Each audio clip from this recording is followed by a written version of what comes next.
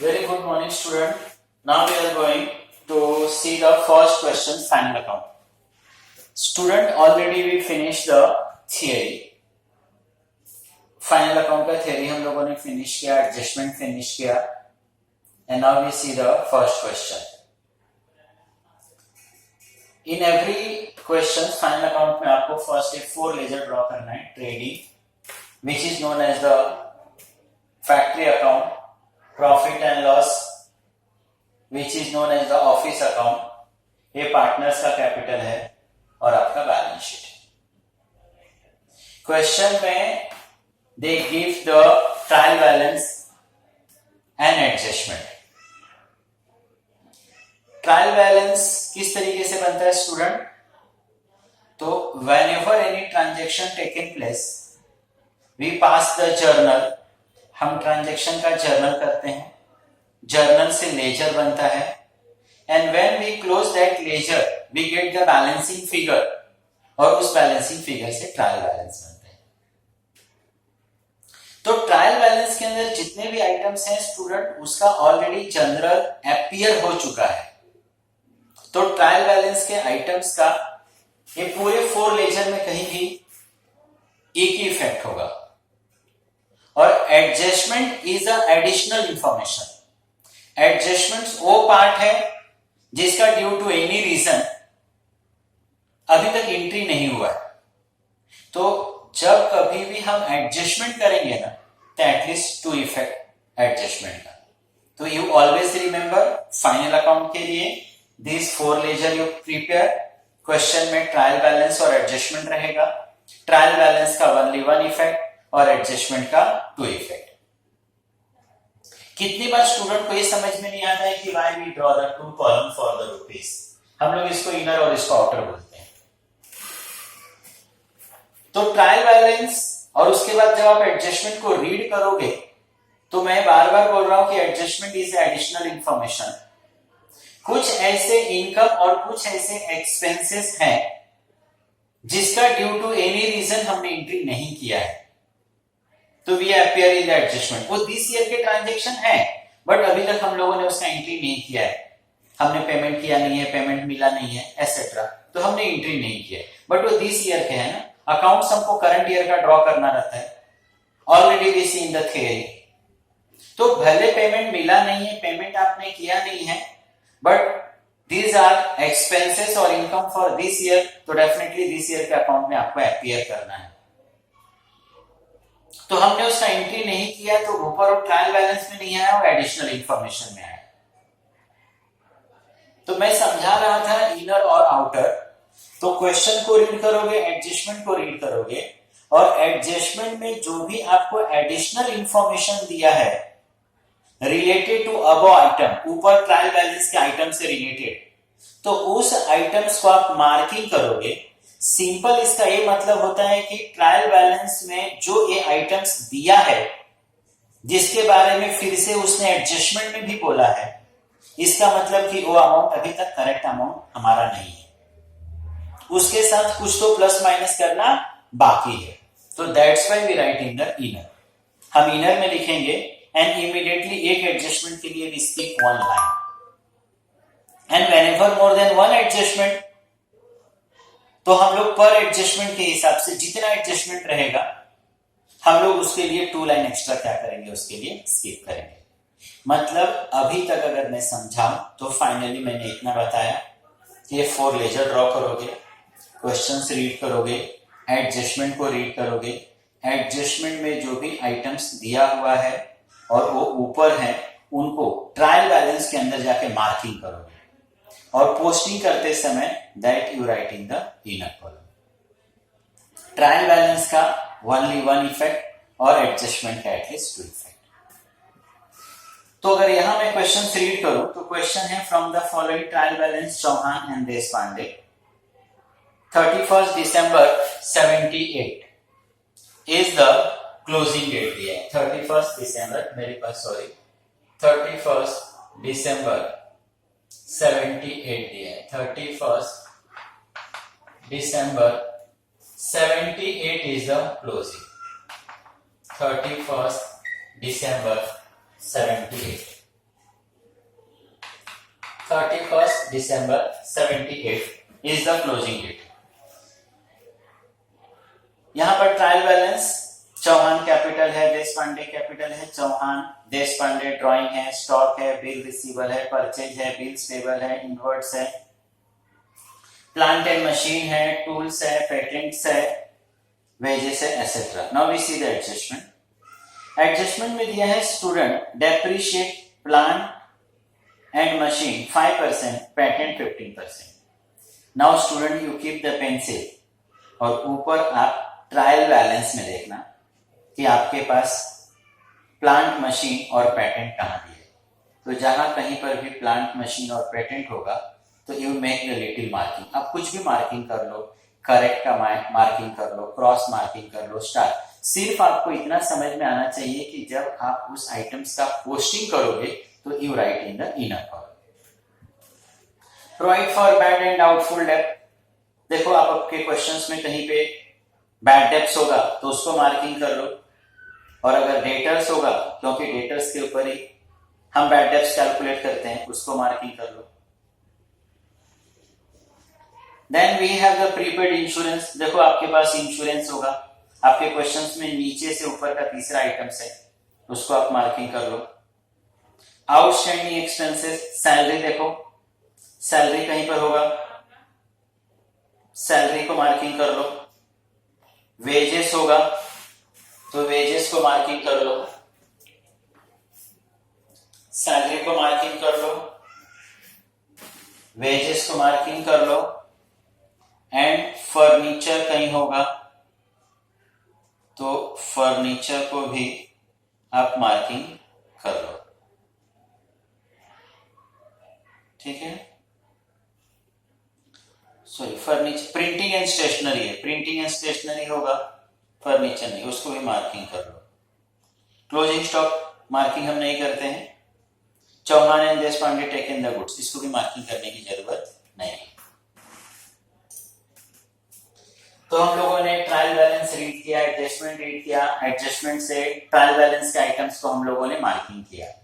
हम लोगों ने 4 लेजर ड्रॉ कर लिए।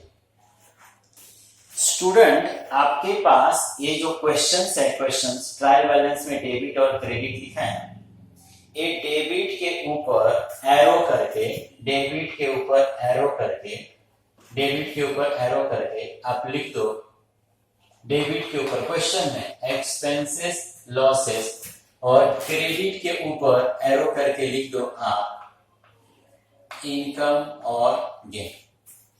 आपको ये पार्टनर्स कैपिटल में मार्किंग करने को नहीं बोला हूं, मैंने बताया है ये जो आपके पास क्वेश्चन में ट्रायल बैलेंस है, डेबिट के ऊपर मार्किंग करके आप क्या लिख दोगे, एक्सपेंसेस, लॉसेस और एसेट्स, और क्रेडिट साइड में इनकम, गेन और लायबिलिटी, ऐसा आप मार्किंग कर दो। Okay student, now we start the posting. Trial balance के डेबिट साइड का जब आप पोस्टिंग करोगे तो सिंपल आप इतना ध्यान में रखना कि ट्रायल बैलेंस डेबिट साइड में जो भी आइटम्स दिया है वो या तो आपका एक्सपेंस है, लॉस है, या तो एसेट्स है। डेबिट आइटम्स डेबिट में जाएगा, एक्सपेंस लॉस रहेगा डेबिट साइड में। डेबिट साइड में मैंने बताया आपका एक्सपेंस लॉस, क्रेडिट साइड में बताया आपका इनकम गेन, एसेट्स रहेगा तो बैलेंस शीट के एसेट्स में जाएगा। एसेट्स मतलब डेबिट बैलेंस। क्रेडिट का पोस्टिंग करोगे तो क्रेडिट साइड में इनकम और गेन रहेगा और लायबिलिटी रहेगा।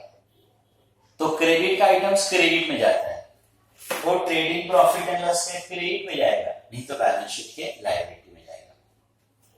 मतलब ट्रायल बैलेंस डेबिट साइड का पोस्टिंग करते समय, ट्रायल बैलेंस डेबिट साइड का पोस्टिंग करते समय आप ये लेजर में क्रेडिट साइड के लिए मत सोचना, और ट्रायल बैलेंस के क्रेडिट साइड का पोस्टिंग करते समय इस लेजर में डेबिट के लिए मत सोचना। क्रेडिट क्रेडिट को जाएगा, डेबिट डेबिट हो जाएगा।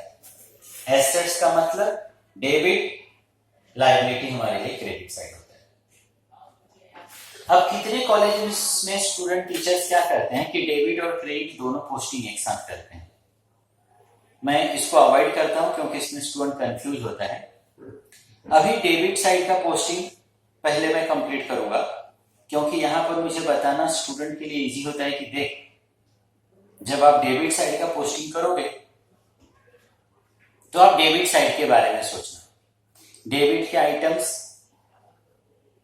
सिर्फ डेबिट साइड में जाएंगे। एक्सपेंसेस लॉसेस होगा, ट्रेडिंग प्रॉफिट एंड लॉस का डेबिट, और अगर वो एसेट्स होगा तो बैलेंस शीट का एसेट्स। ओके स्टूडेंट, तो चलो first with smiling face we are going to start trial balance debit side का आइटम। देखो अब ये 4 लेजर ड्रॉ करना, और ये 3 आइटम स्टूडेंट आप हमेशा पहले लिख लेना। Opening stock, purchase, by sale, ये हमेशा पहले ही आप क्या कर लेना, लिख लेना। Now you start the posting. अब डेबिट साइड का पोस्टिंग कर रहे हैं। First one is the Chauhan drawing and Deshpande drawing. My dear student, Chauhan and Deshpande is a partner. ये देखो, a partner. Chauhan and Deshpande is a partner. Debit side में दिया है ना, we also write on the debit side. अब समझाना चाहूं तो मैं ऐसा बोल सकता हूं, ड्राइंग मतलब जो पैसे पार्टनर बिजनेस से लेके जाता है, they are the partner, they are the receiver. Receiver कहां पर, डेबिट। 14,450 ये आपका 10,000। Next one is the stock. Stock का मतलब होता है opening stock of material. Trial balance के अंदर जो स्टॉक रहेगा वो हमेशा क्या रहेगा, opening stock of material.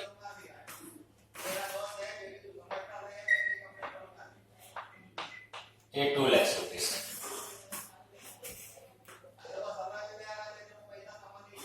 Next one is the bill receivable. Bill receivable का मतलब होता है स्टूडेंट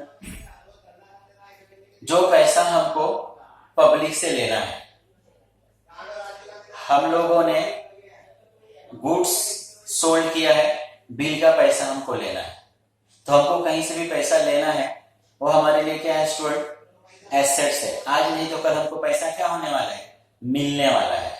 एक्सपेंस नहीं है, बिल रिसीवेबल, बिल का पैसा लेना है, बिल का पैसा रिसीव्ड होना है, हमारे लिए क्या है, एसेट्स। तो हम लोग भी कहां लिखेंगे, बैलेंस शीट के एसेट साइड में बिल रिसीवेबल। कोई एडजस्टमेंट नहीं है स्टूडेंट, तो डायरेक्टली आउटर 25। परचेज। अब स्टूडेंट जो यहां लिखा है उसी से मालूम पड़ता है परचेज। परचेज का मतलब होता है परचेज ऑफ मटेरियल।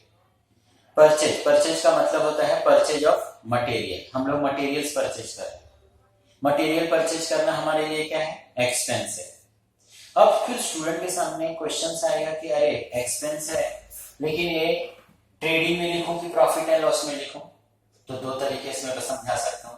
मैं तो बोल सकता हूं देख स्टूडेंट, एक तो यहाँ पर परचेज पहले से हमेशा मैं फिक्स लिखता हूं, और अगर समझाने जाऊं तो मैं इस तरीके से बोलूंगा परचेज। परचेज का मतलब परचेज ऑफ मटेरियल। हम लोग मटेरियल्स क्या कर रहे हैं, परचेज कर रहे हैं। This is direct expense. ये कौन सा एक्सपेंस है, डायरेक्ट एक्सपेंस। मटेरियल परचेज करना बंद किया कि हमारा बिजनेस भी ऑटोमेटिक क्या हो जाएगा, बंद। Direct expenses, trading account.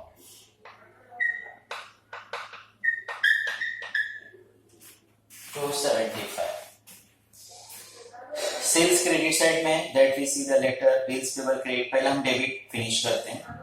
Next one लिखा है स्टूडेंट रिटर्न इनवर्ड्स। अब स्टूडेंट यहां थोड़ा सा गलती करता है।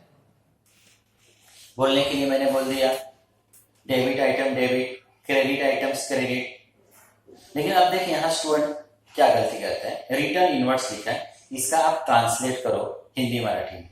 रिटर्न का मतलब हो गया वापस, इनवर्ड का मतलब होता है अंदर आना, कोई चीज वापस होके हमारे पास आ रहा है। तो आप सिंपल सोचो ना कि रिटर्न होके कोई चीज हमारे पास आ रहा है, तो हमारे पास एज अ बिजनेस ऑर्गेनाइजेशन हमारे पास कौन सी चीज वापस आएगी रिटर्न होके? तो जिस चीज को हमने कभी सेल्स किया होगा, जिस चीज को हमने कभी सेल्स किया होगा वो हमारे पास रिटर्न होके आएगा। तो रिटर्न इनवर्ड्स का मतलब होता है सेल्स रिटर्न। रिटर्न इनवर्ड्स का मतलब होता है सेल्स रिटर्न। मैं इसको सेल्स में से माइनस कर दूं या मैं इसको ट्रेडिंग के डेबिट पे लिखूं, 100% क्वेश्चन राइट होगा। लेकिन हम ज्यादा करके फैमिलियर किस तरीके से हैं? सेल्स में से सेल्स रिटर्न को माइनस करने से, सेल्स में से सेल्स रिटर्न को माइनस करने से। तो सेल्स रिटर्न हम ऑलवेज सेल्स में से क्या करेंगे? Minus. Debit item debit, credit item credit. लेकिन यहां मैं एक बार बोल सकता हूं, इसको आप एक्सेप्शनल केस की तरह ध्यान रखना कि जो सेल्स रिटर्न है वो डेबिट में रहेगा, मैं क्रेडिट साइड में जाके माइनस करूंगा। और क्रेडिट साइड में जो रिटर्न रहेगा ना डियर, वो हमेशा परचेज रिटर्न रहेगा। जब वहां जाऊंगा तब उसके बारे में फिर से बोलूंगा। पहले मैं यहां बता दूं, रिटर्न इनवर्ड्स था। रिटर्न मतलब वापस, इनवर्ड मतलब हमारे पास आया। कोई चीज रिटर्न होके हमारे पास आएगा, तो कौन सी चीज हमारे पास रिटर्न होके आएगी? जिसको हमने सेल्स किया। ये हो गया sales return.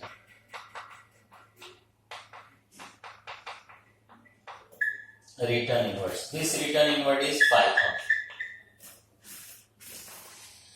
Return outward credit side है जाना। Next one is the plant and machine. अब मैंने बताया ना कि डेबिट साइड में क्या आता है? Expenses, losses, assets. तो प्लांट एंड मशीन है ना, ये हमने कहीं एक्सपेंस नहीं किया है, प्लांट एंड मशीन परचेज करके रखा है ना, एक्सचेंज किया है हमने अपने पैसे को प्लांट एंड मशीन से। अगर इस प्लांट एंड मशीन को अच्छे से यूज करेंगे, नंबर्स ऑफ ईयर चलेगा। मैंने एसेट्स में वही बताया ना आपको, कोई चीज जिसका लाइफ मोर देन 1 ईयर है, जिसको सेल करने से फिर से आपको पैसा मिलेगा, दैट इज द एसेट्स। तो plant and machine is the assets.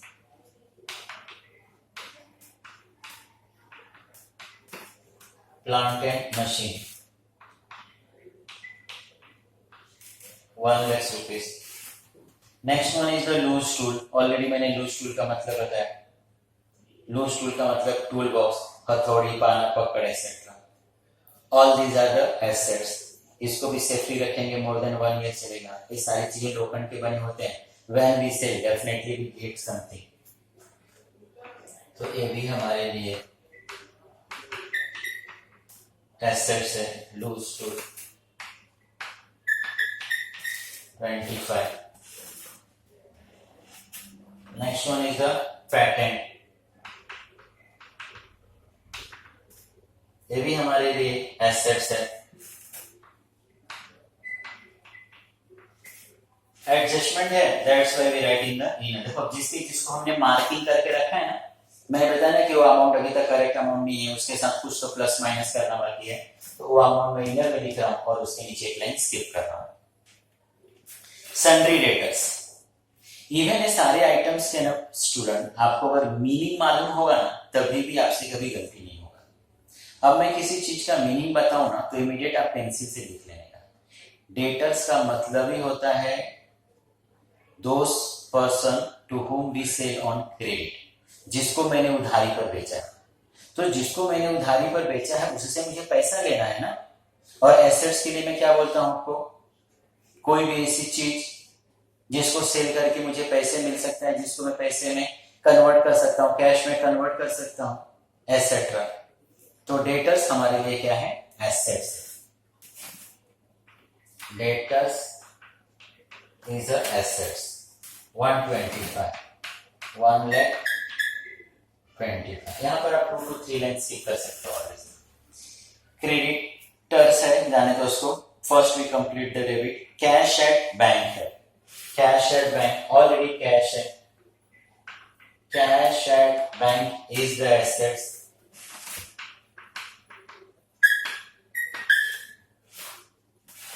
Then wages. Wages का मतलब मजदूरी। हम लोग मजदूरी किसको देते हैं? मजदूर को। मजदूर कहाँ काम करता है? फैक्ट्री में। तो डायरेक्ट एक्सपेंस। अगर मजदूर को मजदूरी देना बंद कर दूं तो मजदूर काम करना बंद कर देगा, काम करना बंद कर देगा, मैन्युफैक्चरिंग बंद हो जाएगा। डायरेक्ट एक्सपेंस एक ऐसे समझा सकता हूँ। और दूसरा मैं भी काफी सिंपल मैं बोल सकता हूँ, मजदूर कहाँ काम करता है? फैक्ट्री। मैं बार बार बोलता हूँ फैक्ट्री मतलब कौन सा अकाउंट? Trading account. सैलरी हम किसको देते हैं? A person who are working in office. Salary we are not paying weekly. Office में काम करने वाले लोगों को सैलरी 17,500, इसके साथ मार्किंग है तो we write in the inner. Rent and taxes. अब रेंट एंड टैक्सेस भी हमारे लिए क्या है? एक्सपेंसेस। जब तक फैक्ट्री का रेंट नहीं लिखता है ना स्टूडेंट, तब तक हमेशा उसको ऑफिस रेंट समझने का। अगर एक फैक्ट्री रेंट बोलता तो मैं बोलता कि देख फैक्ट्री रेंट है, डायरेक्ट एक्सपेंस है, रेंट देना बंद कर दूंगा, फैक्ट्री बंद हो जाएगा। बट इसमें सिर्फ रेंट लिखा है, तो रेंट मतलब ऑफिस। मैं बार बार बोलता हूं कि ऑफिस के बंद हो जाने से नो डाउट बिजनेस अफेक्टेड होगा, but immediate business shut down नहीं होगा।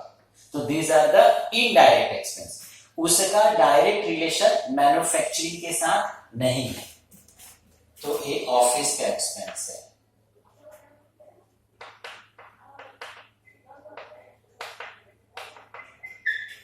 रेट्स एंड टैक्सेस 7,500, कोई एडजस्टमेंट नहीं है। Next one is the insurance. Same, हमने अपने बिजनेस का इंश्योरेंस निकाला, इनडायरेक्ट एक्सपेंसेस है, not directly related with manufacturing. आप इंश्योरेंस नहीं भी निकालते हो तो आपका मैन्युफैक्चरिंग बंद नहीं होगा। Insurance business organisation for risk coverage के लिए लेता है, अपने सेफ्टी के लिए लेता है कि if fire taken place, earthquake अगर आ गया, फ्लड आ गया, तो जो भी नुकसान होगा insurance company will pay the compensation. अगर आप नहीं भी लोगे तो इससे आपका मैन्युफैक्चरिंग बंद होने वाला नहीं। Printing and stationery, paper, pencil etcetera.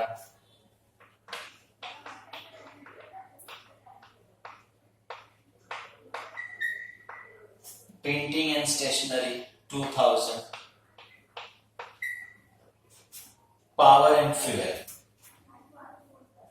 Power, अब मैंने इसके पहले भी आपको समझाया, इलेक्ट्रिसिटी अगर लिखा रहेगा तो उसका मतलब होता है those supply which we require in office, not directly related with manufacturing. लेकिन अगर पावर लिखा है तो भी इलेक्ट्रिसिटी ही है, लेकिन उसमें वो पावर सप्लाई होता है which we need for the factory, जो मशीन को रन करने के लिए चाहिए। तो अगर पावर का सप्लाई बंद हो जाएगा तो definitely manufacturing will also stop.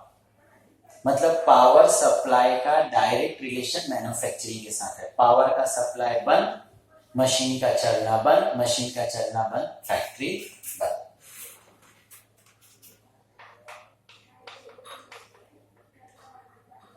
Power and fuel,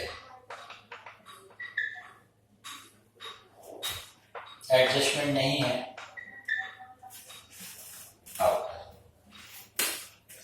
तो here student we complete trial balance debit side का पोस्टिंग। मैंने बताया डेबिट का आइटम डेबिट, क्रेडिट का आइटम्स क्रेडिट में जाएगा, तो हमने डेबिट कंप्लीट किया। Now we are going to see the credit. Credit में मैंने बताया कि क्या रहेगा, इनकम और गेन एंड लायबिलिटी। ट्रेडिंग का items, trading profit and loss का क्रेडिट में जाएगा, अदरवाइज बैलेंस शीट का लायबिलिटी। डायरेक्ट इनकम है ट्रेडिंग, इनडायरेक्ट है profit and loss, we are liable to pay someone, liability. First one capital लिखा है student, we have the separate ledger, capital का अलग से लेजर है। क्रेडिट साइड का पोस्टिंग कर रहे हैं तो we also write on the credit side by balance brought down 180 150। Then we have the sales. Sales का मतलब होता है जो भी हम बिजनेस कर रहे हैं उस गुड्स को बेच करके जो पैसा कमाए, दैट इज सेल्स। वो हमारे लिए डायरेक्ट इनकम है। इनकम मैंने बताया डायरेक्ट इनकम, ट्रेडिंग का क्रेडिट साइड, ये ऑलरेडी सेल्स पहले से लिखा रहेगा। 5000 रिटर्न था, मैंने माइनस कर दिया 395। बिल्स पेबल, जिस तरीके से बिल रिसीवेबल था उसी का अपोजिट। बिल रिसीवेबल का मतलब बिल का पैसा लेना है। बिल्स पेबल, पेबल का मतलब पे करना है, देना है। We are liable to pay someone, हम लोगों को किसी को देना है, हमारे लिए क्या है, लाइबिलिटी। ऊपर 2-3 लाइन स्किप करना कैपिटल लिखने के लिए।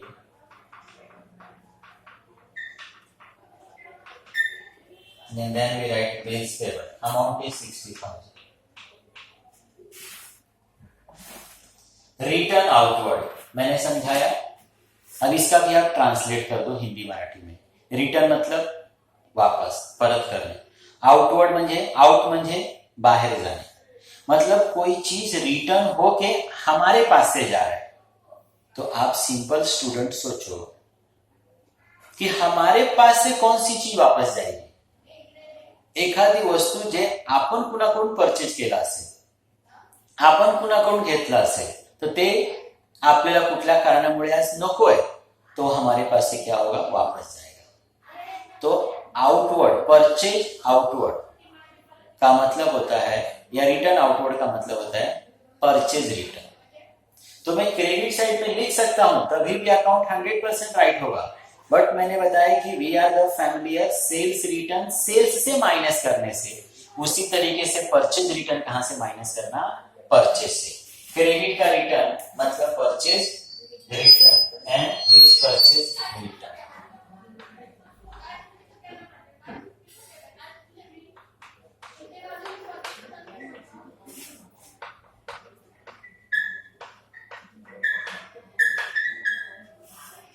$2,70,500।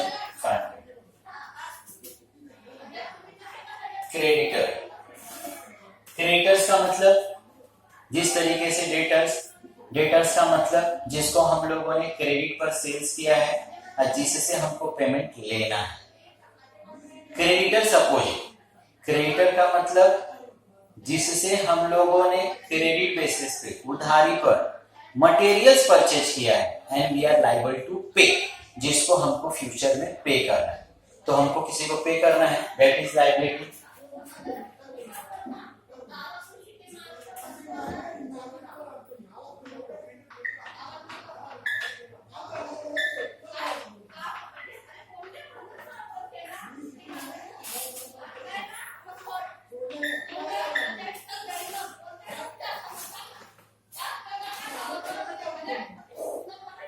Now debit and credit finished. Now see the adjustment. मैंने बताया कि ट्रायल बैलेंस के आइटम्स का ओनली वन इफेक्ट और every adjustment at least 2 effect. Depreciate, plant, machine and patent. अब यहाँ पर स्टूडेंट ना एडजस्टमेंट आपको ज्यादा इजी लगेगा जब आपको इसमें एक एक वर्ड्स का ओन लैंग्वेज में मीनिंग मालूम होगा। अब जैसे लिखा है depreciate plant and machine, depreciation का मतलब ही होता है reduce the value of assets.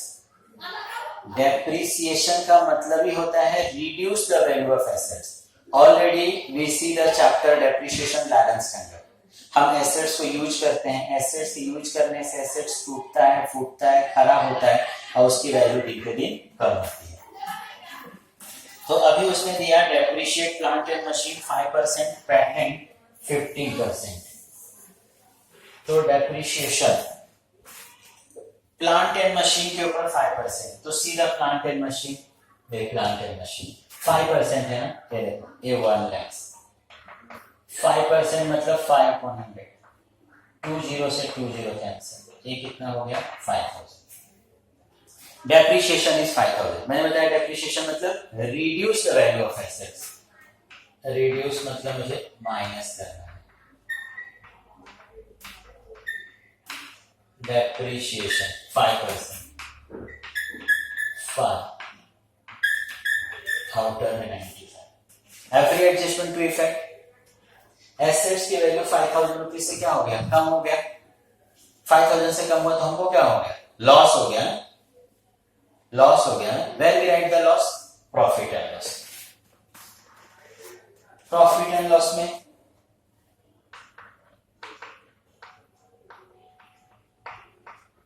मैं हेडिंग लिख देता हूं डेप्रिशिएशन।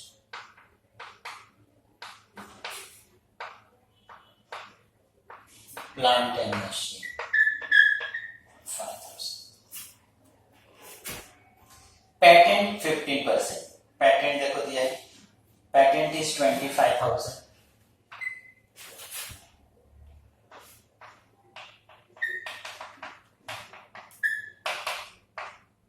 टू जीरो से 20 कैंसिल हो जाएगा, 3750 लेस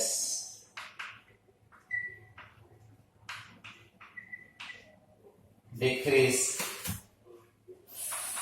15%, 3750